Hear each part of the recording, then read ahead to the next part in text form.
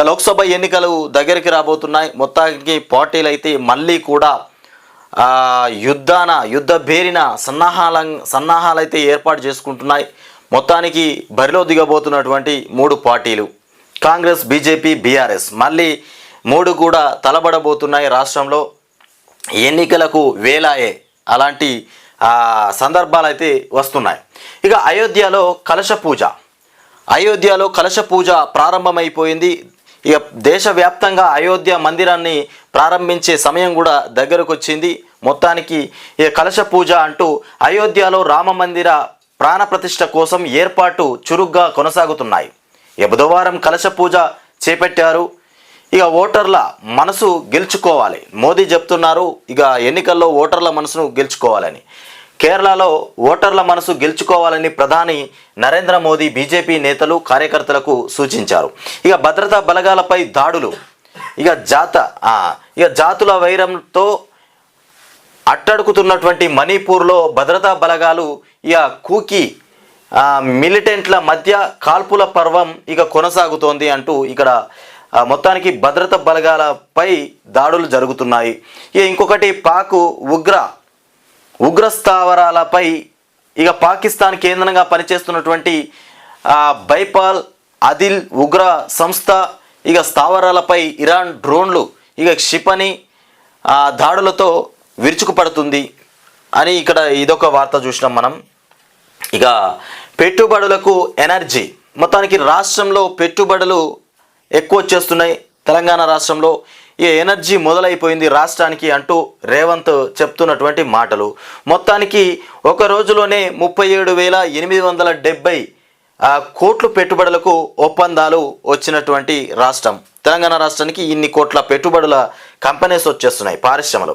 ఈ రాష్ట్రంలో పారిశ్రమల స్థాపన విస్తరణకు ముందుకొచ్చినటువంటి కంపెనీలు, ఆ కంపెనీలు రాష్ట్రంలో పెడుతున్నటువంటి పెట్టుబడి 37,870 కోట్ల పెట్టుబడి పెట్టి ప్రారంభం చేయబోతున్నాయి. అందులో 12,400 కోట్లతో అదానీ గ్రూప్ కార్యకలాపాలకు గ్రీన్ సిగ్నల్ ఇచ్చేసింది.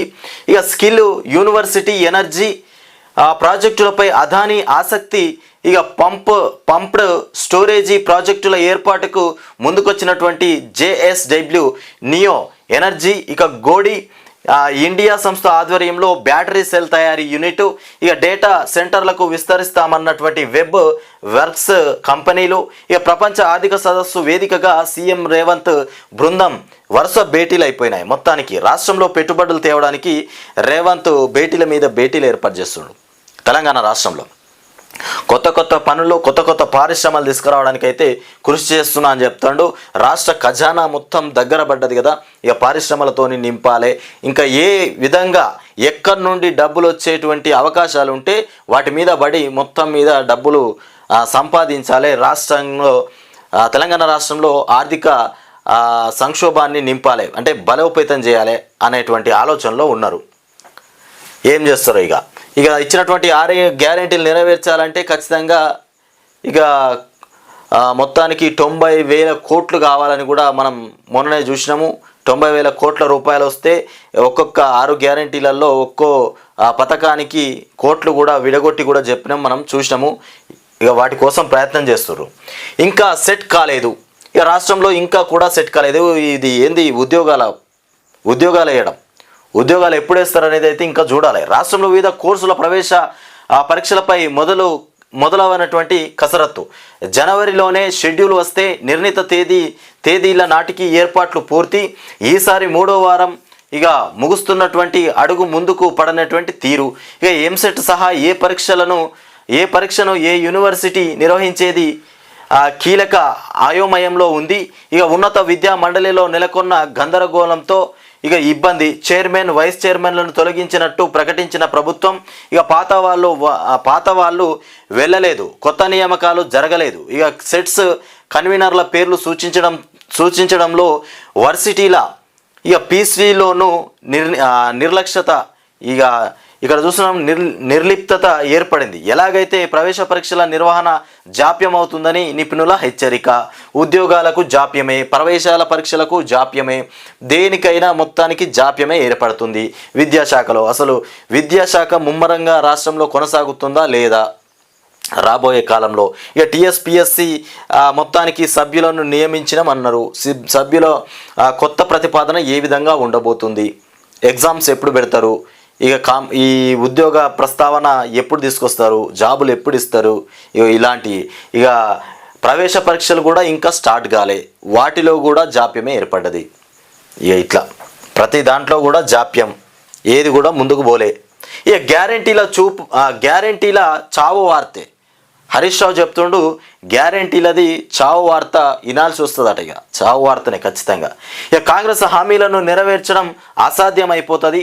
అధికారం కోసం అరచేతిలో వైకుంఠం, హామీల అమలు కోసం పోరాడదాం. కార్యకర్తలు కోరుకున్నటువంటి రీతిలోనే ఇకపై బీఆర్ఎస్ పనిచేస్తుంది. ఇక కూల్చడం చీల్చడం కాంగ్రెస్ బీజేపీకి అలవాటు. ఇక బీఆర్ఎస్ లోక్సభ సమావేశంలో మంత్రి హరీష్ రావు మాట్లాడుతుండు.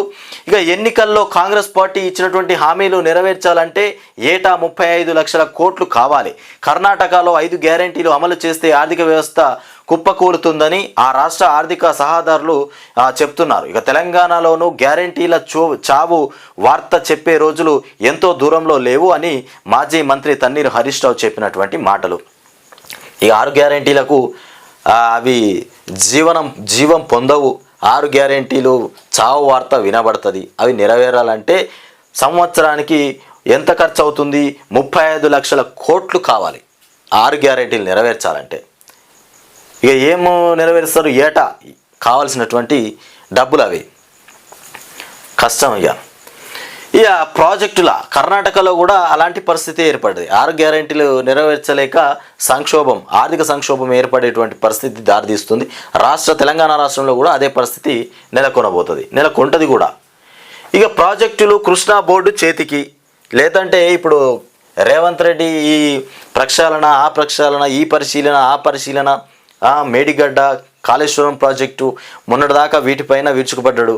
ఇప్పుడు అవి పక్కకు పెట్టేసిండ్రు. ఇక డబ్బులు ఎట్లా రావాలన్న ఆలోచన మీద పరిశ్రమలు రాష్ట్రానికి తీసుకురావాలి, కొత్త పరిశ్రమలు, పెట్టుబడులకు సంబంధించిన కంపెనీలు, వాటి మీద పడ్డాడు. ఎందుకంటే ఇక్కడ డబ్బు లేకపోయింది.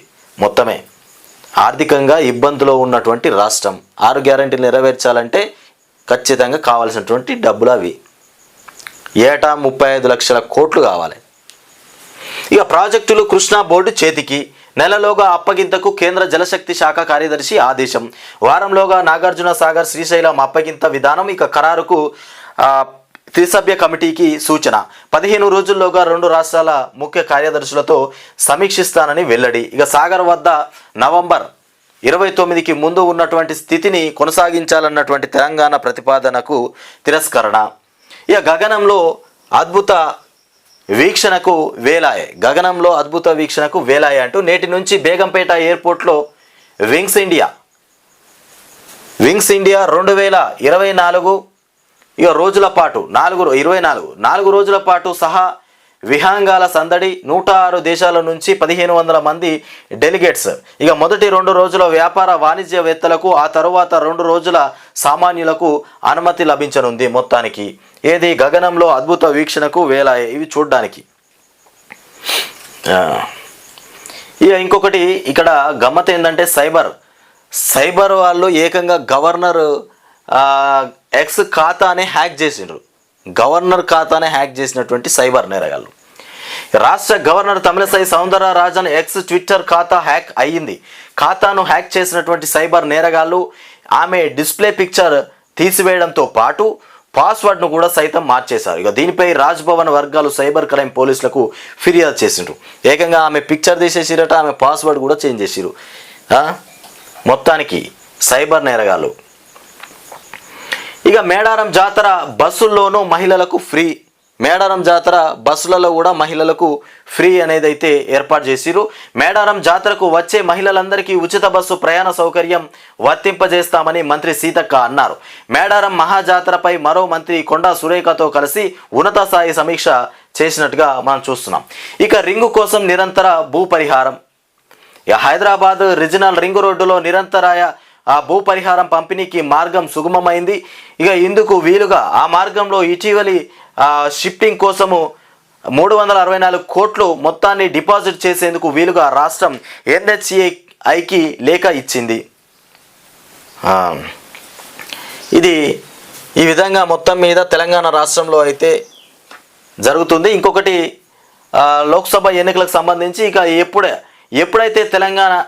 ఎప్పుడైనా తెలంగాణ గలం బీఆర్ఎస్ పాటనే పాడుతుందట మంత్రి కేటీఆర్ చెప్తుండు. అది ఏ టైంలోనైనా కావచ్చు బీఆర్ఎస్ గలం పాడుతున్నటువంటి తెలంగాణ రాష్ట్రం.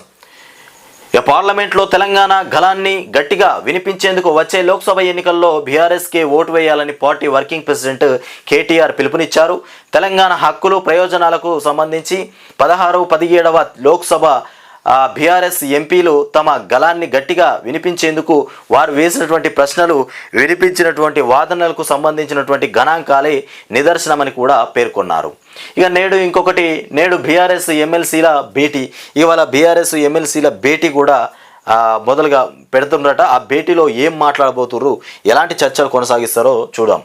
ఇక మాజీ మంత్రి హరీష్ రావు, కేటీఆర్ ఇద్దరు కూడా ఈ భేటీలో అధ్యక్షత వహించబోతున్నారు. ఈ నెల 3 నుంచి జరుగుతున్నటువంటి లోక్సభ నియోజకవర్గాల వారీగా బీఆర్ఎస్ సన్నాహక సమావేశాలు ఈ నెల 22న ముగియనున్నాయి.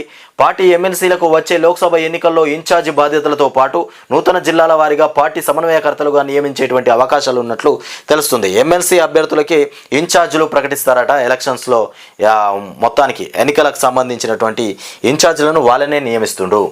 ఇక బీఆర్ఎస్ కబ్జాలన్నీ బయటకు తీస్తామంటూ ఎక్సైజ్ శాఖ మంత్రి జూపల్లి కృష్ణారావు చెప్తుండు. బీఆర్ఎస్ వాళ్ళు చేసినటువంటి కబ్జాలన్నీ బయటకు తీస్తామంటుండు, భూ కబ్జాలు. ఇక అదనపు వనరులపై దృష్టి పెట్టండి, అంటే డబ్బులు ఏనంగా వస్తే ఆనంగా ఆ వనరులపైన దృష్టి పెట్టండి. ఆదాయం పెంచుకునేటువంటి మార్గాలను అన్వేషించండి. ఇక పెండింగ్ బకాయిలను వసూలు చేయండి. వివిధ శాఖల అధికారులకు ఆర్థిక మంత్రి బట్టి ఆదేశాలు జారీ చేసిండు. ఇక మైనింగ్ ఆదాయం పెంచే కార్యాచరణ రూపొందించాలని సూచన. మైనింగ్లో ఆదాయం పెంచాలనేటువంటి సూచన బట్టి చెప్తున్నటువంటి మాటలు. ఇక చేతికర్ర సాయంతో కేసీఆర్ అడుగులేస్తుండు. మొత్తానికి చేతికర్ర సాయంతో కేసీఆర్ అయితే అడుగులేస్తుండు. ఇక కోలుకునేటువంటి పరిస్థితి, త్వరలోనే కోలుకోబోతుండు. ఇక ఇక్కడ చూస్తున్నాం కదా మనం, చేతికర్ర సాయంతో కేసీఆర్ అడుగులు. ఎక్స్లో పోస్ట్ చేసినటువంటి సంతోష్ కుమార్ ఎంపీ మొత్తానికి నడుస్తుండు, కర్ర చేతిలో పట్టుకొని నడుస్తున్నటువంటి కేసీఆర్.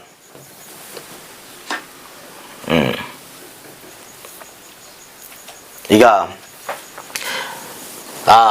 ఇక్కడ మనం చికిత్సకు స్పందిస్తున్నటువంటి తమ్మినేని ఆరోగ్య పరిస్థితి పూర్తిగా క్షీణించిపోయింది కదా.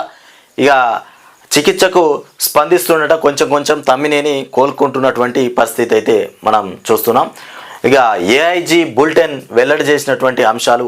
ఇక పబ్లిక్ గార్డెన్స్లో గవర్నర్ జెండా ఆవిష్కరణ ఏర్పాట్లు చేయాలని అధికారులకు సిఎస్ ఆదేశాలు జారీ చేశారు.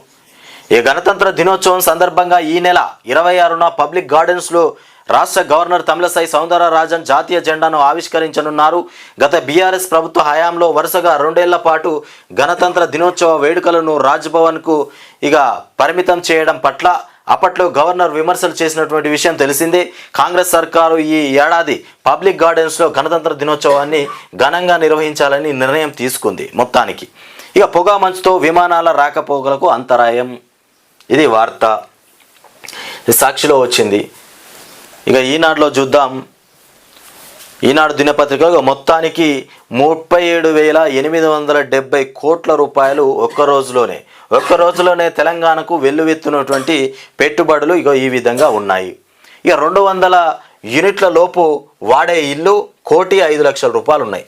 ఏది కరెంటు విషయంలో 200 యూనిట్ల లోపు వాడేటోళ్ళు. ఇక మొత్తానికి వాటి మీద సమీక్ష చేపడుతున్నటువంటి రాష్ట్ర ప్రభుత్వం. ఇక వీటి నుంచి డిస్కంలకు ప్రతి నెల వస్తున్నటువంటి ఆదాయం 350 కోట్ల రూపాయలు ప్రతి నెల. ఏది 200 యూనిట్ల లోపు వాడేటువంటి ఇళ్లల్లో నుంచి వచ్చేటువంటి ఆదాయం. మొత్తానికి 1,05,00,000 కుటుంబాలు ఉన్నాయి. అందులో 350 కోట్ల రూపాయలు విద్యుత్ డిస్కంలకు అయితే వస్తున్నాయి. ఇక ఉచిత విద్యుత్ గ్యారంటీ హామీ అమలుపైన సర్కారు కసరత్తు మోపింది. ఏం చేస్తుందో ఇక కసరత్తులో ఉచిత విద్యుత్తు అమలు చేస్తుందా చేయదా? ఇక ఇవే జరుగుతూ ఉన్నాయి మొన్నటి నుండి. అవిటి మీదనే జరుగుతున్నాయి చర్చలు. ఇంకా ముందుకైతే రావడం లేదు, ప్రజలకు చేరువ కావడం లేదు ఈ గ్యారంటీలు. ఇక గవర్నర్ కోట ఎమ్మెల్సీలకు ఎదురుచూపులే ఏర్పడుతున్నాయి. హైకోర్టులో జాప్యం తేలే వరకు ప్రతిపాదనపై ముందుకెళ్ళకూడదని గవర్నర్ తమిళసై నిర్ణయం తీసుకుందంట. ఏది గవర్నర్ కోట ఎమ్మెల్సీలకు ఇక గవర్నర్ కోట ఎమ్మెల్సీ ఆశావాహులకు ఎదురు చూపులు తప్పని పరిస్థితి. ఇక ఖాళీగా ఉన్నటువంటి 2 స్థానాల భర్తీకి హైకోర్టులో ఉన్న వ్యాజ్యం తేలేంత వరకు దాని జోలికి వెళ్ళకూడదని గవర్నర్ నిర్ణయించారు. హైకోర్టులో ఉన్నటువంటి జాప్యం పరిష్కారం అయ్యే వరకు గవర్నర్ కోటాలో ఎమ్మెల్సీల ఎంపిక కోసం రాష్ట్ర ప్రభుత్వం నుంచి వచ్చే ప్రతిపాదనలపై ఎలాంటి చర్యలు తీసుకోకూడదని గవర్నర్ తమిళసై నిర్ణయించారు అని గవర్నర్ కార్యాలయం బుధవారం ఒక ప్రకటనలో పేర్కొంది. ఇక ఈ విధంగా ఉంది. ఇక సాగర్ను కృష్ణా బోర్డుకు అప్పగించండి అని చెప్తుండ్రు. ఎందుకో ఇక తెలంగాణ కేంద్ర జలశక్తి శాఖ కార్యదర్శి సూచన చేస్తున్నారు. ఇక ప్రభుత్వంతో మాట్లాడి అభిప్రాయాన్ని చెబుతామన్నటువంటి అధికారులు నాగార్జున సాగర్ రిజర్వాయర్ నిర్వహణ బాధ్యతలను పూర్తిగా కృష్ణా రివర్ మేనేజ్మెంట్ బోర్డుకు అప్పగించాలని కేంద్ర జలశక్తి శాఖ కార్యదర్శి దేబశ్రీ ముఖర్జీ తెలంగాణ ప్రభుత్వ అధికారులకు సూచించారు.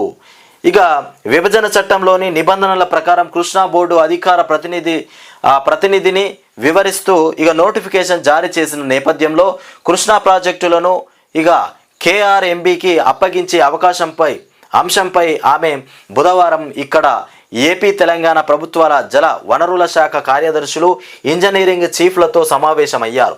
ఇందులో ప్రధానంగా నాగార్జున సాగర్ అప్పగింతపై చర్చ జరిగింది. అయితే తెలంగాణ మాత్రం గత ఏడాది నవంబర్ 28వ తేదీకి ముందున్నటువంటి అంటూ ఇక 2వ పేజీలో ఉంది వార్త ఇది. ఇక దయాకర్ బదులు మహేష్ కుమార్ గౌడ్ మొత్తానికి ఎమ్మెల్యే కోటాలో ఉన్నటువంటి ఎమ్మెల్సీ స్థానాలలో దయాకర్కి ఇస్తామన్నటువంటి టికెట్ చివరికి వచ్చేసరికల్లా పేరు మార్చిండ్రు. ఎవరికి ఇచ్చిండ్రు ఇప్పుడు? మహేష్ కుమార్ గౌడ్కు కట్టబెట్టినటువంటి టికెట్ దయాకర్ను తీసేసారు. చివరి క్షణంలో ఎమ్మెల్సీ అభ్యర్థి మార్పు ప్రకటించిన కాంగ్రెస్ అధిష్టానం మొత్తానికి మార్పు చెందింది. ఇక మహేష్ గౌడ్కు టికెట్ ఇచ్చిర్రు, దయాకర్ను తీసి పారేసారు. ఇక ఎమ్మెల్యేల కోట ఎమ్మెల్సీ ఎన్నికల అభ్యర్థులుగా మహేష్ కుమార్ గౌడ్ బల్మూరి వెంకట్లను ఎంపిక చేసినట్లు కాంగ్రెస్ అధిష్టానం బుధవారం అధికారికంగా ప్రకటించింది. మొత్తానికి ఫోన్లో చెప్పిరు పాపం దయాకర్కు, నువ్వే ఎమ్మెల్సీ, నీకే ఎమ్మెల్సీ టికెట్ అని. ఆయన మంచిగా సంబరం మీద ఉన్నాడు. ఆయన పని చేసిరు, మళ్ళీ తీసి పాడేసిరు ఆయనది. ఇక 90% నిధులకు స్వస్తి, జాతీయ హోదా కింద ఏ ప్రాజెక్టుకు ఇవ్వకూడదని కేంద్రం నిర్ణయం. ఇక అప్పర్ భద్రతకు వర్తింపు, జాతీయ హోదా కింద తెలంగాణ రాష్ట్రంలో ఉన్నటువంటి ఏ డ్యాము కూడా జాతీయ హోదా ఇవ్వమని కేంద్రం అయితే నిర్ణయం చేసింది. జాతీయ హోదా కింద కొత్తగా ఏ ప్రాజెక్టుకు 90% నిధులను ఇవ్వకూడదని కేంద్రం నిర్ణయించింది.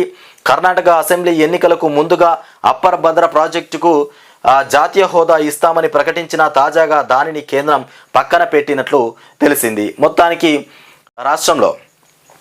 రాష్ట్రంలో దేనికి కూడా జాతీయ హోదా ఇయ్యమని చెప్తున్నటువంటి విషయం. ఇక బారాసా ఎంపీలు గెలిస్తే రాష్ట్ర సమస్యలు పరిష్కారం. ఇక నాగర్ కర్నూలు లోక్సభ నియోజకవర్గ సమీక్షలో మాజీ మంత్రి హరీష్ రావు మాట్లాడుతుండు.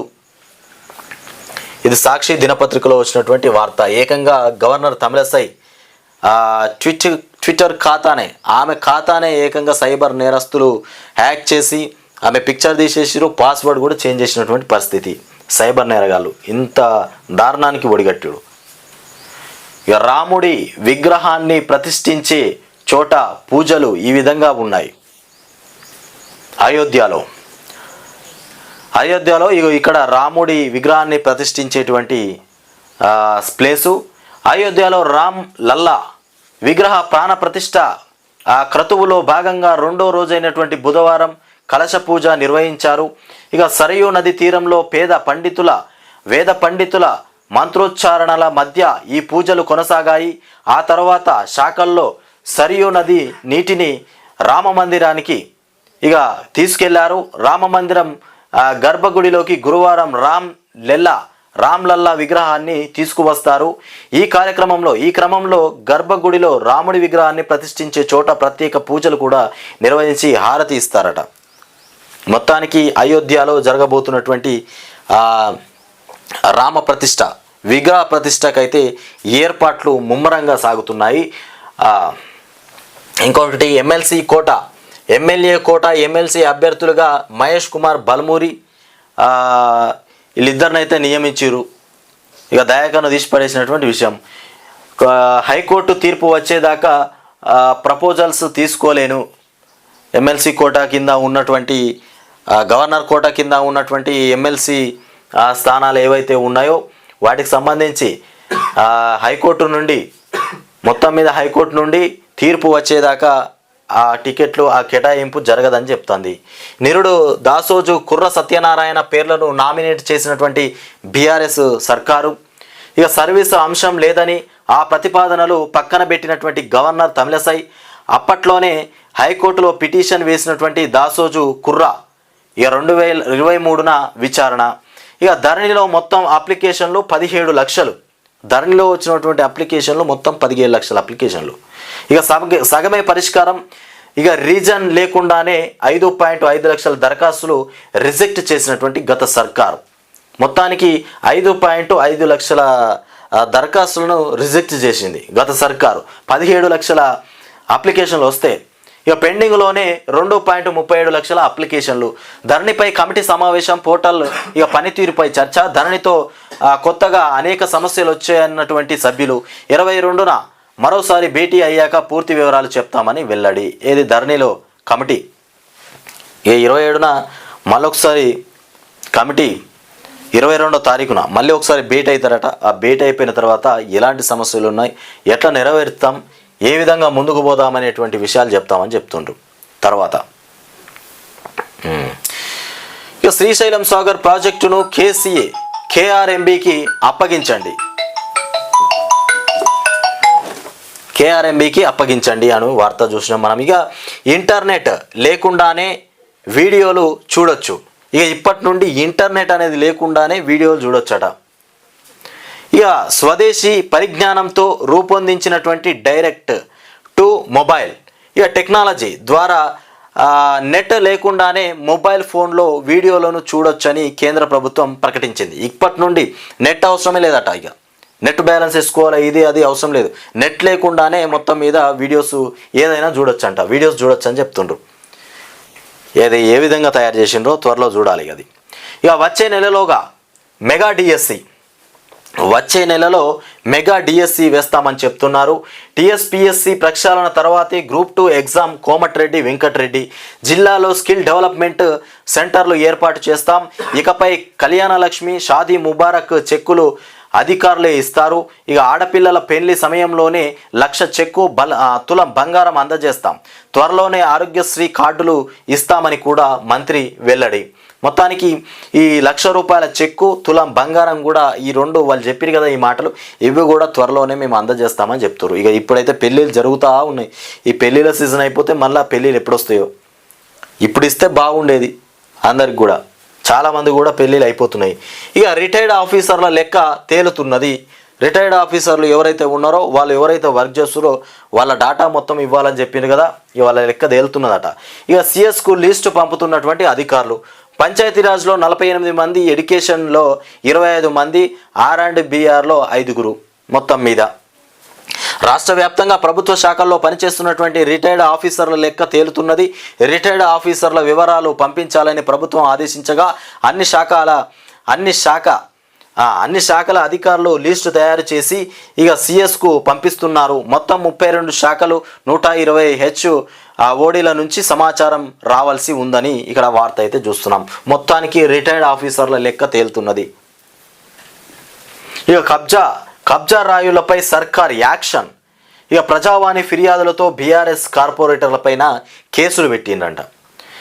ఇక మొన్న ఖమ్మం, వరంగల్, నేడు కరీంనగర్ సిటీలో ఇక నాడు ఎమ్మెల్యేల అండతో చెలరేగినటువంటి బీఆర్ఎస్ నేతలు ప్రభుత్వం మారడంతో పెరుగుతున్నటువంటి ఫిర్యాదులు, కరీంనగర్లో భూ కబ్జాల కేసుల విచారణకు సిటీ ఏర్పాటు, బీఆర్ఎస్ కార్పొరేటర్ సహా మరొకరి అరెస్ట్. మొత్తానికి కబ్జా రాయులపైన సర్కారు యాక్షన్ తీసుకుంటుంది. తగ్గనున్నటువంటి పెట్రోల్ డీజిల్ రేట్లు. ఇక పెట్రోల్ డీజిల్ రేట్లు తగ్గుతాయంట. పెట్రోల్ డీజిల్ రేట్లు లీటర్కు 10 వరకు తగ్గే అవకాశాలు కనిపిస్తున్నాయి. ప్రస్తుత ఆర్థిక సంవత్సరంలో ఆయిల్ మార్కెటింగ్ కంపెనీల ప్రొఫెసర్ ₹75,000 కోట్లకు చేరుకోనుంది. క్రూడ్ ఆయిల్ సేకరణపై ఖర్చులు దిగిరావడంతో ఈ కంపెనీలు వచ్చే నెల నుంచే ఇక రేట్లను తగ్గించనున్నాయని తెలుస్తున్నది. ఇక ఈ విధంగా ఇట్లున్నది ఇది. మొత్తానికి రాష్ట్రంలో పెట్రోలు డీజిల్ ధరలు తగ్గబోతున్నాయి. వాటిపైన మనం ఇంతకుముందు చూసినాం. ఇంకొకటి భూ కబ్జా. గత ప్రభుత్వంలో భూ కబ్జాలు చేసినటువంటి కబ్జా రాయులపైన రాష్ట్ర సర్కారు యాక్షన్ తీసుకుంటుందంట. ఇక వచ్చే నెలలో మెగా డిఎస్సి వేస్తాం, తులం బంగారం ఇస్తాం, పెళ్లికి 1,00,000 రూపాయలు తులం బంగారం కూడా ఇస్తామని చెప్తుండ్రు. ఇప్పటి నుండి కళ్యాణ లక్ష్మి చెక్కులు మొత్తం సర్కారు ఆఫీసర్లే, ఇక కళ్యాణ లక్ష్మి అధికారులే ఇస్తారని కూడా చెప్తుండు కోమటిరెడ్డి. ఆయన చేసినటువంటి ప్రకటన. ఇక exam group 2 exam Komatireddy Venkatareddy TSPSC ప్రక్షాళన తర్వాతే గ్రూప్ 2 ఎగ్జామ్స్ కూడా వేస్తామని చెప్తున్నటువంటి మాటలు ఇవి. ఇక మార్కెట్ క్రాష్. ఒక్కరోజే సెన్సెక్స్ 1.628, ఇక నిఫ్టీ 460 పాయింట్లు పతనం. ఇక భారీగా పడిన బ్యాంక్ షేర్లు. ఇక దెబ్బ కొట్టినటువంటి హెచ్డిఎఫ్సి రిజల్ట్స్. ఇక రూపాయలు 4.53 లక్షల కోట్లు నష్టపోయినటువంటి కన్వెస్టర్లు. ఇక ఈ విధంగా ఉంది.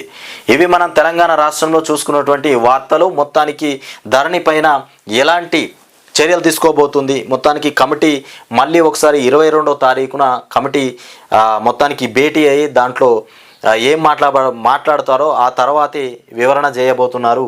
మొత్తానికి 17 లక్షల ధరణిలో మొత్తం అప్లికేషన్లు 17 లక్షల అప్లికేషన్లు ఉంటే 17 లక్షల అప్లికేషన్లు ఉంటే గత ప్రభుత్వం 5.5 లక్షల దరఖాస్తులు రిజెక్ట్ చేసినటువంటి సర్కార్ అంట. అంత అన్ని అప్లికేషన్లు సర్కారు రిజెక్ట్ చేసింది. ఇక మిగతావి ఉన్నాయి. వాటిపైన ఎలాంటి చర్యలు తీసుకుంటారో చూడాలి. ఇక